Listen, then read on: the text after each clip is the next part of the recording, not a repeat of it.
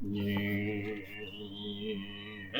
and welcome to Mega Dungeon March. Ooh, Mega Dungeon. I am your grumpy guide to all things gaming, the OGGM. I put the Barrowmaze in boring. And it is March, which means we are discussing the time-honored tradition of really big dungeons filled with crap that make no sense, or mega dungeons. Now, yesterday we tried to define what a mega dungeon is. What's the difference between a regular dungeon and a mega dungeon? Well, size, obviously, but then there are mega dungeons that are smaller, technically, than published regular dungeons. So really, a dungeon tends to be linear and tell a linear story. The Temple of Orcus is 20 rooms telling a linear story of cultists dedicated to Orcus. On the other hand, Undermountain has no really linear story. It's just sort of a hodgepodge of areas and side areas and just D&D nonsense that you could repeatedly go to. You're going to only go to the Temple of Orcus like once, right? Maybe twice.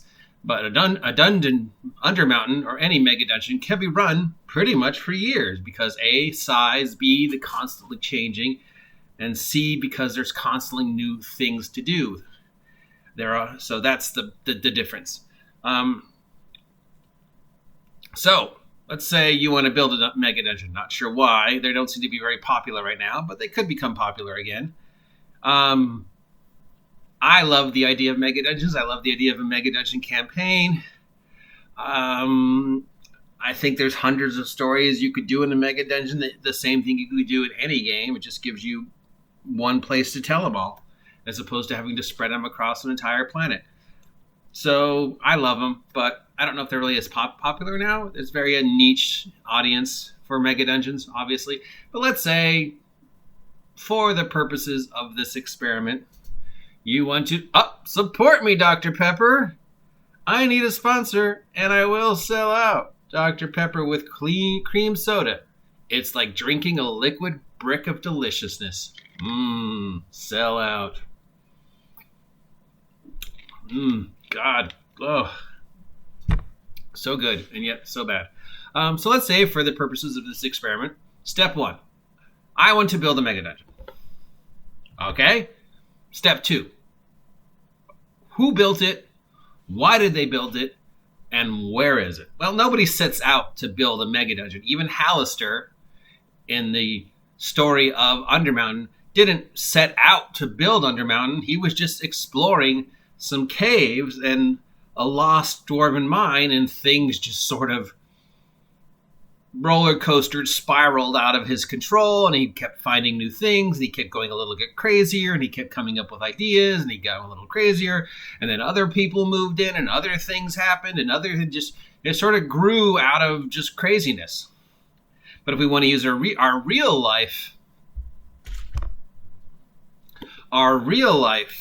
example, University of California, Los Angeles didn't start out as what it was. It started out as something completely different.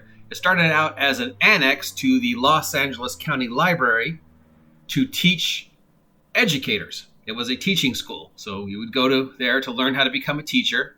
It had hands-on. It had a child development, daycare in it, so you could work with kids.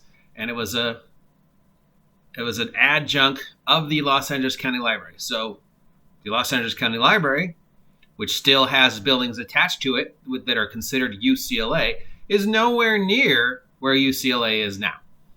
So already we have that Section 1 was built over here for one reason, but as the years came and things grew and changed, things got moved, things got demolished, new things got built up, but there's still connections to the old thing. The story of UCLA grew and changed over the years.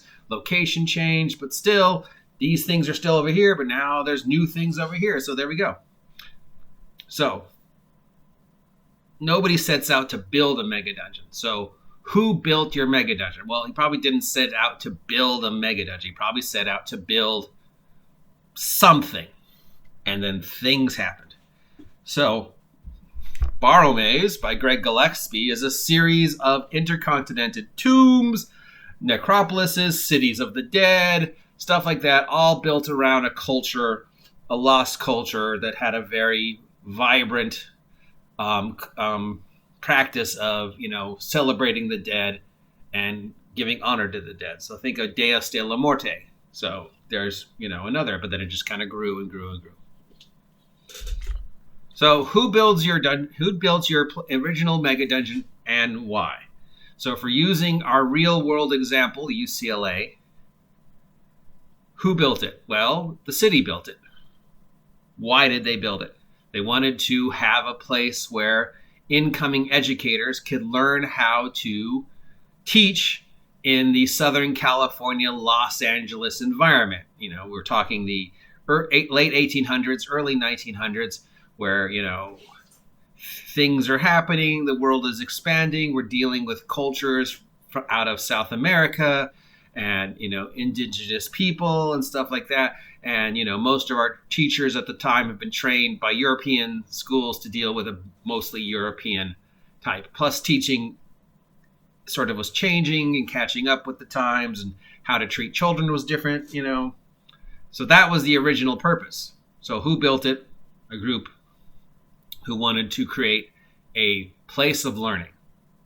In D&D terms, that would probably be a group of wizards or educators who wanted to build a place where, they could educate other wizards or train people to whatever, and have a storehouse of knowledge, Library of Alexandria, So we have a storehouse of knowledge, the Los Angeles County Library, our Wizards Library. We're adding on to an existing storehouse of knowledge because we want to teach new people how to take advantage of the storehouse of knowledge and extend its life and find new knowledge to put into it, and also how to interact with the indigenous people of this new area. We're discovering that the cultures of the people that are there, the people that are coming in, don't really work with the way we've been taught to think. So we need to come up with new ways to work with these individuals. Well, that's pretty embracing and outgoing for 1800 America, but hey, we weren't always horrible people. So why did we build it? An institute of education.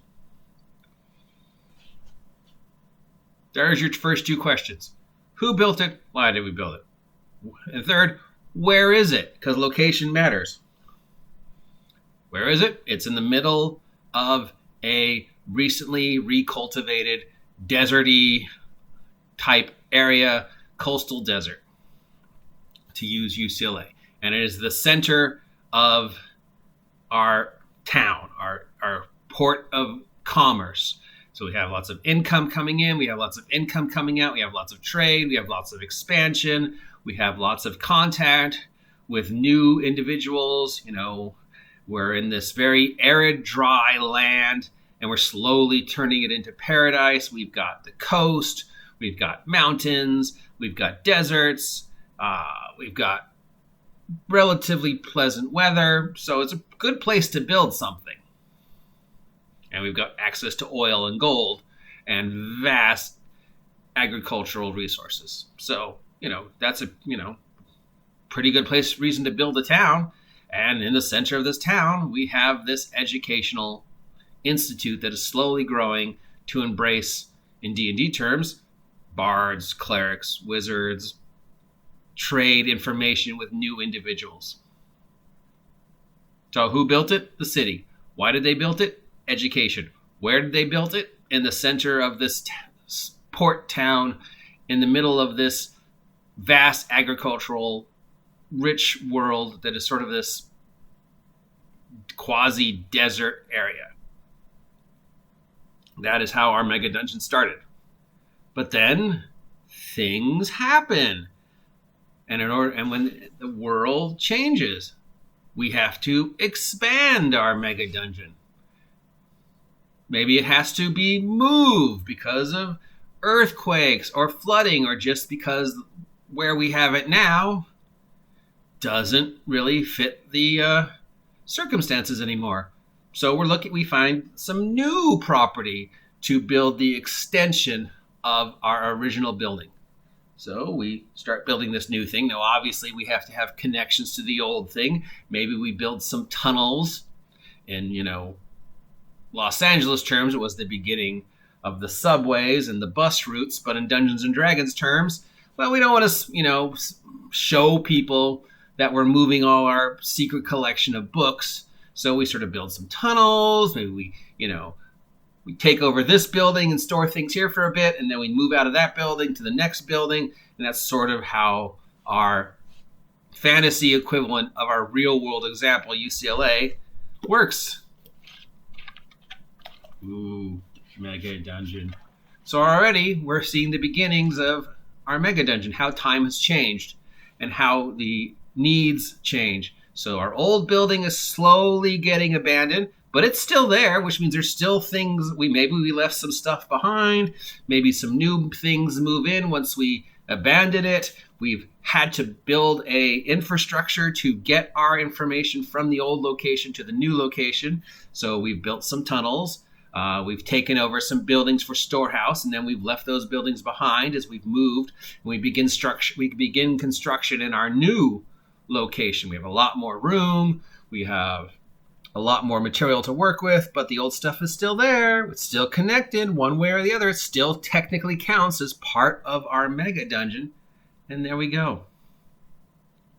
So there we have our first 3 questions. Who built it? Why did they build it? Where did they build it? The next 3 questions you need to ask yourself is, where do these monsters come from? And why does it keep expanding? And how far is we going to get? Like the example mega dungeon, Undermountain or Stonehill, we're talking about a place with like 4 or 5 different themes per level, 10 levels. Some of the levels are homages to Easter egg classic D&D. Some of them have like weird stuff like, a gambling hall or a forest of artificial trees or a pirate's island in the middle of it. Because either those things were already there, and as the dungeon expanded, it stumbled across them, or because the needs of the dungeon and its inhabitants changed, so we had to build new things. I didn't set out to build a pirate city. It just sort of happened. Didn't set out to build an underground gambling hall. I just needed a place for my workers to relax and take some time off, and it just kind of happen. So those are the next 3 questions as we're moving our real world fantasy equivalent from downtown LA to its new location. We're leaving things behind. We've got tunnels. This over here still counts as part of this, our new thing, even though this is going to now change because things are happening in the real world. This is going to grow. This is going to change. A war happens. World War, in America, but politics change. There's more new individuals coming in. Technology is changing. We're having railroads and boats and the beginning of airplanes, and just the world is rapidly changing. And this institute has to rapidly change to adapt, which. And maybe some of the original reasons of why we built it are being forgotten as time changes. And maybe we're refocusing our attention as the world changes. And now we've got to deal with like wars and other stuff. So the next 3 questions we will address in our next chapter of Mega Dungeon March, after who built it, why, and where, is, what's inside and how has it grown and changed. If you appreciate this content and want to see more Mega Dungeon Madness, let me know down below. If you never want to hear me talk about this content ever again, let me know down below. If you haven't had a chance to subscribe yet, please subscribe. Help me hit 500 subs by August 4th. And remember, the 350th sub will win that copy of Mutants and Masterminds behind me. Thank you, Greg Gillespie, for this amazing Mega Dungeon Barrowmaze. We're using this sort of as my example. I like it because it's a very linear mega dungeon telling a very linear story as opposed to Undermountain, which is much more of a classic chaotic dungeon. And thank you to UCLA for letting me use you as an example. I will talk to you later.